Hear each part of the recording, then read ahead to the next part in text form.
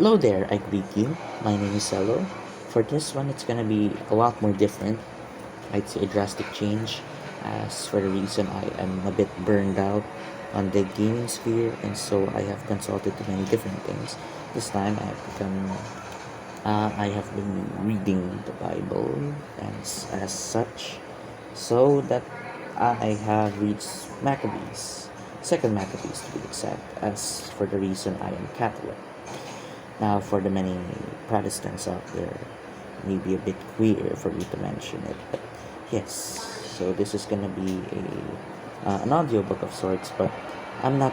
But the twist is I'm not gonna stick to one translation, and so for many different videos, I'm gonna use many different translations, or maybe stick to one for twice or thrice if I so feel like it.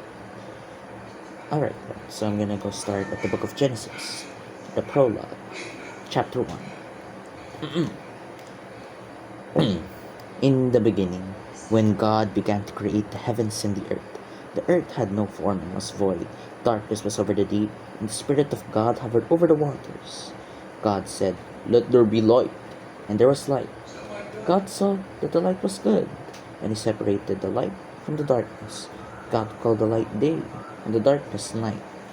There was evening, and there was morning, the first day.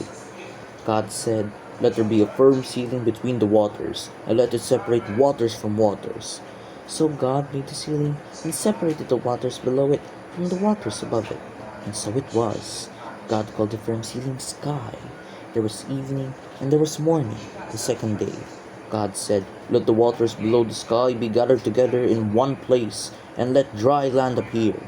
And so it was. God called the dry land earth, and the waters gathered together He called seas. God saw that it was good. God said, "Let the earth produce vegetation, seed-bearing plants, fruit trees bearing fruit with seed, each according to its kind, upon the earth." And so it was.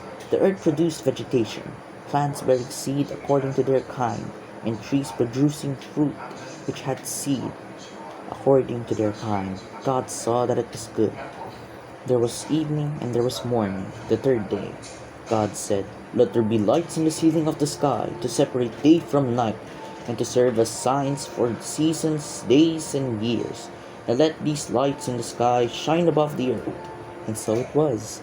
God therefore made two great lights, the greater light to govern the day, and the smaller light to govern the night. And God made the stars as well. God placed them in the ceiling of the sky, and gave light on the earth, and to separate the light from the darkness. God saw that it was good. There was evening, and there was morning, the fourth day. God said, "Let the water teem with an abundance of living creatures, and let birds fly above the earth under the ceiling of the sky." God created great monsters of the sea, and all living animals, those that teem in the waters, according to their kind, and every winged bird according to its kind. God saw that it was good. God blessed them, saying, "Be fruitful and increase in number. Fill the waters of the sea, and let the birds increase on the earth." There was evening, and there was morning, the fifth day. God said, "Let the earth produce living animals according to their kind, cattle, creatures that move along the ground, wild animals according to their kind." So it was. God created the wild animals according to their kind, and everything that creeps along the ground according to its kind. God saw that it was good. God said, "Let us make man in our image, to our likeness. Let them rule over the fish of the sea, over the birds of the air, over the cattle, over the wild animals, and over all the creeping things that crawl along the ground." And so God created man in His image. In the image of God He created him. Male and female He created them. God blessed them, and said to them, "Be fruitful and increase in number. Fill the earth and subdue it. Rule over the fish of the sea, and the birds of the sky, over every living creature that moves on the ground." God said, "I have given you every seed-bearing plant which is on the face of all the earth, and every tree that bears fruit with its seed. It will be for your food. To every wild animal, to every bird of the sky, to everything that creeps along the ground, To everything that has the breath of life, I give every green plant for food. So it was. God saw all that he had made, and that it was very good. There was evening, and there was morning, the sixth day. Chapter 2. That was the way the sky and the earth were created, and all their vast array. By the seventh day, the work God has done was completed, and he rested on the seventh day from all the work he had done. And God blessed the seventh day and made it holy, because on that day he rested from all the work he had done in his creation. These are the successive steps in the creation of the heavens and the earth. First part, the origin of humanity. The story of Eden. On the day that the Lord God made the heavens and the earth, there was not yet on earth any shrub on the fields, nor had any plant yet sprung up, for the Lord God had not made it rain on the earth. But there was no man to till the earth, but the mist went up from the earth, and watered the surface of the earth. Then the Lord God formed man, dust drawn from the clay, and breathed into his nostrils a breath of life, and man became alive with breath. God planted a garden in Eden, in the east, and there he placed man, whom he had created. The Lord God caused to grow from the ground every kind of tree that is pleasing to see, and good to eat, also the tree of life in the middle of the garden, and the tree of knowledge of good and evil. A river flowed from Eden to water the garden, and from there it divided from four main streams. The name of the first river is Pishon. It is the one that flows around all the country of Havilah, where there is gold, and the gold of that country is good. Bdellium and the onyx stones are there. The name of the second river is Gihon. It is the one that flows around all the land of Cush. It is the name of the third river is Tigris. It is one that flows to the east of Assyria. The fourth river is the Euphrates. The Lord God took man and placed him in the garden of Eden to till it and take care of it.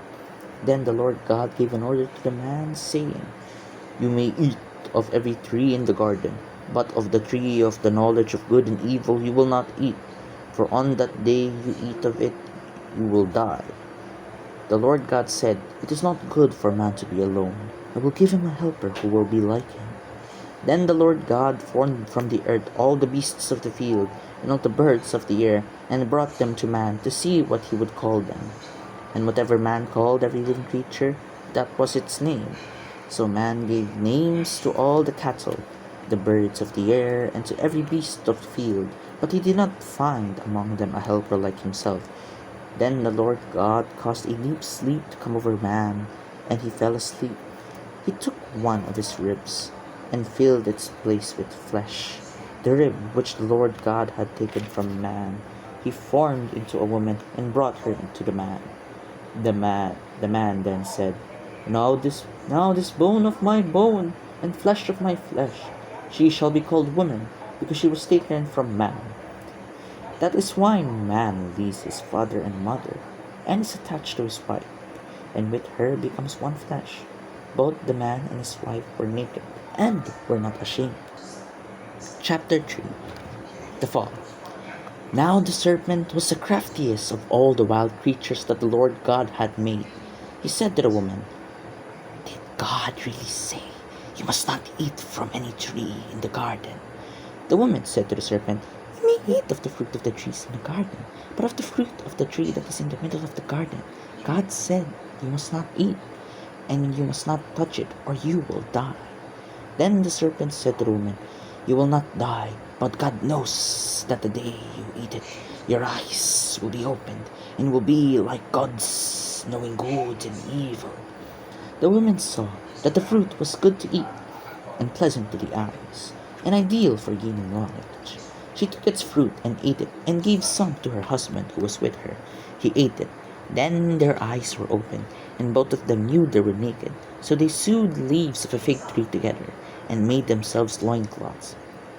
He heard the voice of the Lord God walking in the garden In the cool of the day, the man and his wife hid from the Lord God among the trees of the garden. The Lord God called to the man, saying, "Where are you?" He said, "I heard your voice in the garden, and I was afraid. I was naked, so I hid." God said, "Who told you that you were naked? Have you eaten of the tree that I ordered you not to eat?" The man answered, "The woman you have put me gave me fruit from the tree, and I ate it." God said to the woman, "What have you done?" The woman said, "The serpent deceived me, and I ate." The judgment of God. The Lord God said to the serpent, "Since you have done that, be cursed among all the cattle and wild beasts. You will crawl on your belly and eat dust all the days of your life. I will make you enemies, you, the woman, your offspring, and her offspring. He will crush your head, and you will strike his heel."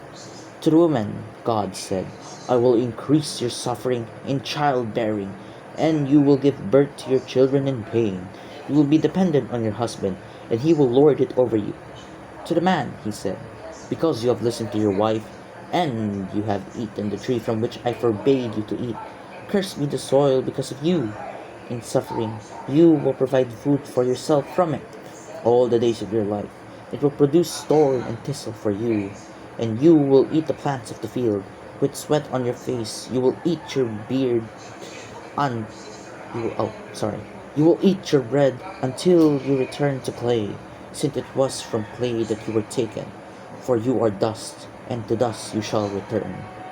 The man called his wife by the name of Eve, because she was the mother of all the living. The Lord God made garments of skin for the man and his wife, and with these he clothed them. Then God said, "Man has now become like one of us, marking himself judge of good and evil. Let him not stretch out his hand to take and eat from the tree of life as well and live forever." So God cast him from the Garden of Eden to till the soil from which he had been made. And after having driven the man out, God posted cherubim and a flaming sword that kept turning at the east of the Garden of Eden to guard the way to the tree of life. Chapter 4. Cain and Abel. Adam had intercourse with Eve, his wife. She became pregnant and gave birth to a child. She named him Cain, for she said, "I have got a man with help from the Lord." She later gave birth to Abel, his brother. Abel was a shepherd and kept flocks, and Cain tilled the soil. It happened after a time that Cain brought fruits of the soil as an offering to the Lord. Abel, for his part, brought the firstborn of his flock, and some fat as well. Now the Lord was well pleased with Abel and his offering, but towards Cain and his offering he showed no pleasure. This made Cain very angry and downcast.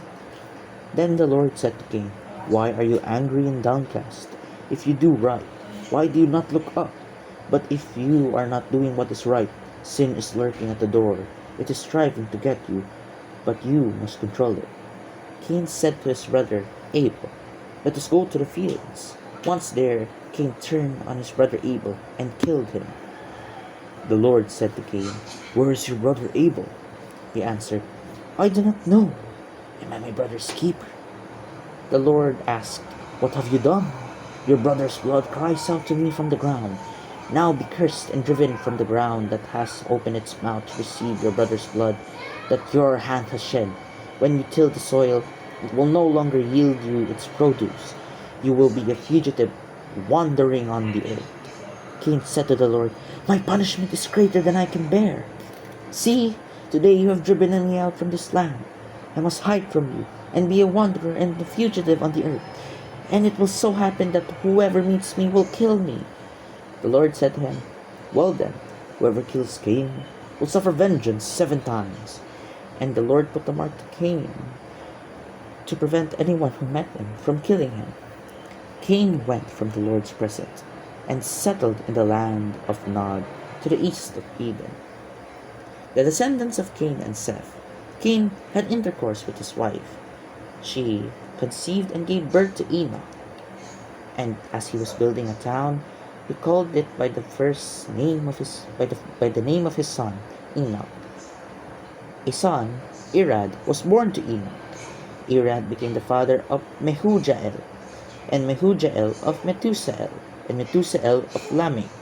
Lamech had two wives, Ada and Zillah. Ada gave birth to Jabal. He was the father of those who live in the tents and keep flocks. His brother, Jubal, was a father to all those who played the lyre and flute. As for Zillah, she gave birth to Tubal-Cain, a forger of all tools in bronze and iron. The sister of Tubal-Cain was Naamah. Lamech said to all his wives, Ada and Zillah, hear my voice. Wives of Lamech, listen to what I say. For I killed a man for wounding me, and a boy for striking me. If Cain will be avenged 7 times, then Lamech 77 times. Adam again had intercourse with his wife, and she gave birth to a son named Seth. For she said, the Lord has given me another child in place of Abel, since Cain killed him. To Seth also was born a son, and he called him Enosh. At that time people began to call the name of the Lord. And thus, this concludes my reading. And for the translation of this reading is from the Christian Community Bible, Catholic Pastoral Edition, Revised Edition, into which this Revised Edition replaces the name of the Lord, the Tetragrammaton, Yahweh or Yahweh, to the Lord, Adonai, and Elohim. And so this concludes it from Genesis 1 to 4. Genesis chapter 1 to chapter 4. And so for the notes and the lessons, it will be up to you. But for this, I'd say it is an interesting reading, and it shows us the origins of man and how man came to be, and how man was driven away from paradise, which is the Garden of Eden. Alright then, I will conclude this, and so I will greet you a very pleasant day, a very pleasant night, or whichever the time you or where your place, or sorry for my grammar, for whatever time zone you live in, whatever country you live in, I will bid you a very pleasant day. And thus this concludes my recording.